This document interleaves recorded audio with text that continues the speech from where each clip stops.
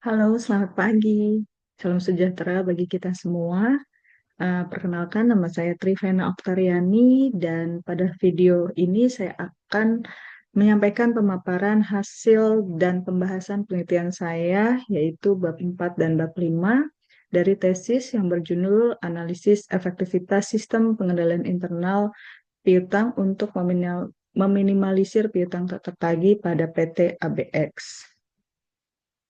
Setelah melalui proses pengumpulan dan analisis data menggunakan pendekatan kualitatif berbasis kerangka COSO, pada bab 4 ini saya akan memaparkan temuan-temuan utama yang diperoleh dari wawancara mendalam, observasi, serta analisis dokumen terkait sistem pengendalian internal piutang di PT ABX. Selanjutnya, pada bab 5, saya akan menyampaikan kesimpulan dari penelitian ini serta rekomendasi strategis yang dapat diterapkan oleh perusahaan untuk meningkatkan efektivitas sistem pengendalian internalnya dan menekan angka piutang tak tertagih. Semoga presentasi ini memberikan gambaran yang jelas dan bermanfaat, baik untuk pihak akademisi, praktisi, maupun pihak manajemen perusahaan yang berkepentingan dalam pengelolaan piutang secara efektif. Selamat menyimak.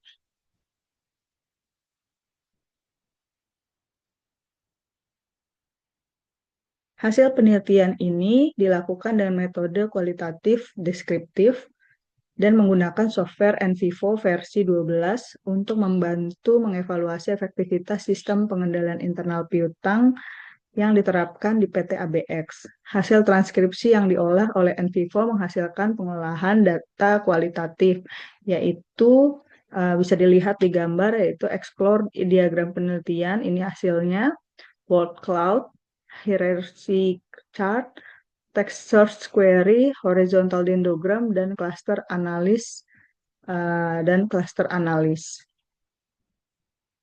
Pada bagian hasil penelitian untuk explore diagram penelitian ini dibagi menjadi 5 komponen COSO dalam bentuk diagram eksplorasi sebagai berikut. Yang pertama, lingkungan pengendalian.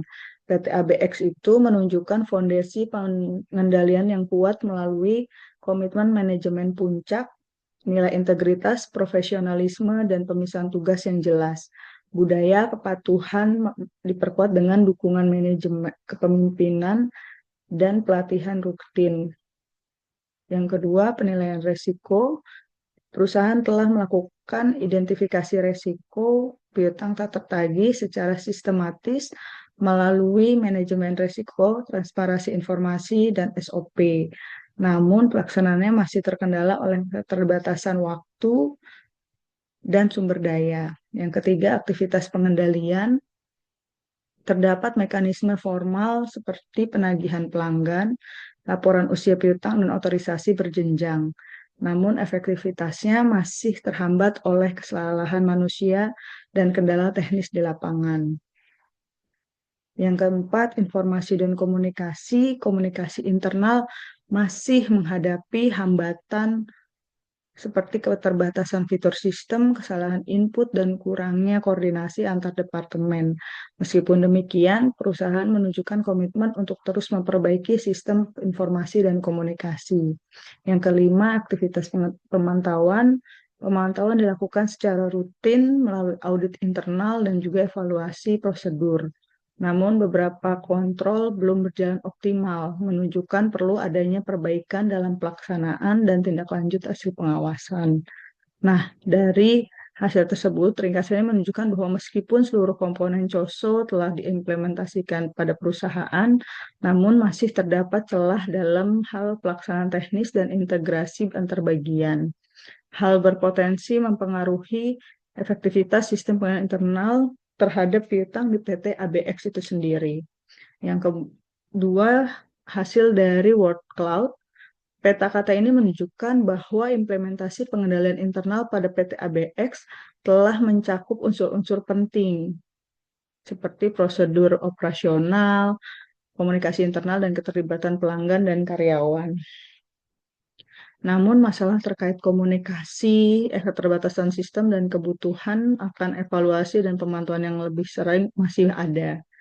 Hal ini sejalan dengan analisis diagram eksplorasi yang tadi kita bahas sebelumnya yang menunjukkan bahwa meskipun kelima komponen COSO telah diterapkan, masih ada ruang untuk perbaikan dalam komunikasi antar departemen, sistem informasi, dan pengawasan operasional untuk mengurangi piutang tak tertagih. Yang ketiga itu ringkasan hasil penelitian terhadap analisis hierarchy chart dapat dilihat terhadap 5 komponen COSO yang di bawah ini ya, yang warna-warni. Yang pertama, informasi dan komunikasi ini merupakan komponen paling dominan. Masalah utama dalam pengelolaan piutang usaha terletak pada kualitas sistem informasi dan komunikasi internal. Hambatan seperti sistem pelaporan yang lemah, kurangnya pembaruan data serta komunikasi antar divisi yang tidak efektif sangat mempengaruhi efektivitas pengendalian internal, pengendalian piutang secara khusus. Kedua, penilaian risiko. Penilaian risiko ini merupakan pilar utama. PT ABX ini telah menyadari pentingnya identifikasi dan mitigasi risiko piutang sejak awal transaksi. Keberadaan SOP, pendekatan proaktif, dan fokus dan pada risiko keuangan menunjukkan keseriusan perusahaan dalam aspek ini.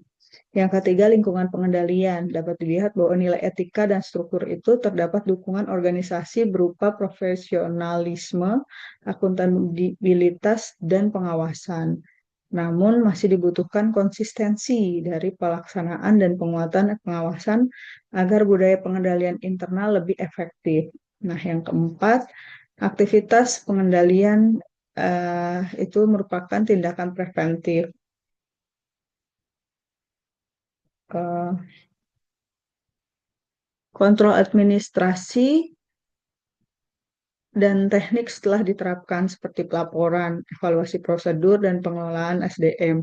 Meskipun porsinya lebih kecil, fungsinya tetap penting dalam menjaga sistem berjalan sesuai kebijakan yang berlaku. Yang kelima, aktivitas pemantauan pengawasan rutin. Pemantauan dilakukan melalui evaluasi dan checklist prosedur. Walaupun proporsinya rendah, peran monitoring sangat krusial untuk memastikan keberlanjutan dari dan perbaikan sistem pengendalian internal. Ringkasan ini menunjukkan bahwa komponen informasi dan komunikasi serta penilaian risiko menjadi perhatian utama. Namun, seluruh komponen COSO memiliki kontribusi penting dalam meningkatkan efektivitas pengendalian piutang pada PT ABX. Yang keempat itu hasil dari cluster analisis. Secara keseluruhan, analisis ini memperkuat pemahaman bahwa meskipun 5 komponen COSO saling terkait, mereka memiliki peran dan karakteristik yang berbeda dalam meningkatkan efektivitas sistem pengendalian internal, terutama dalam meminimalkan risiko piutang usaha yang tidak tertagih pada PT ABX. Nah, dari hasil tersebut kita dapat menarik kesimpulan bahwa berdasarkan hasil analisis data menggunakan software NVivo tersebut diungkapkan bahwa masih adanya celah implementasi yang cukup signifikan.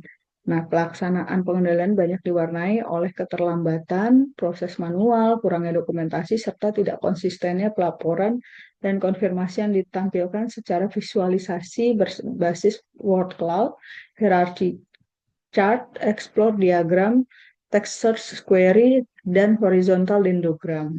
Dari hasil penelitian diketahui bahwa meskipun kelima komponen COSO tersebut telah dirancang di dalam SOP perusahaan, namun implementasinya belum berjalan secara optimal. Nah, dari kesimpulan tersebut ada 5 rekomendasi yang dapat saya berikan, yaitu yang pertama, rekomendasi pertama, penelitian selanjutnya disarankan untuk memperluas objek kajian pada beberapa perusahaan dalam industri yang sama atau lintas sektor, tidak hanya pada perusahaan saja. Rekomendasi keduanya, hasil kualitatif dapat dilengkapi dengan metode kuantitatif atau metode campuran. Rekomendasi ketiga itu triangulasi data yang lebih luas seperti notulensi rapat keuangan, email internal, dan log sistem informasi. Akuntansi dapat digunakan untuk mendukung hasil tematik dengan menggunakan perangkat lunak analisis data kualitatif seperti NVivo. Rekomendasi keempat, penelitian berikutnya dapat menyelidiki bagaimana budaya organisasi, gaya kepemimpinan, atau elemen perilaku staf mempengaruhi seberapa efektif penerapan SOP perusahaan. Yang kelima, studi longitudinal juga sangat disarankan untuk mengevaluasi bagaimana sistem pengendalian internal piutang berubah dalam jangka waktu tertentu, terutama setelah perusahaan menerapkan intervensi seperti pelatihan rutin dan digitalisasi sistem. Oke, demikian presentasi dari saya. Terima kasih. Sampai jumpa.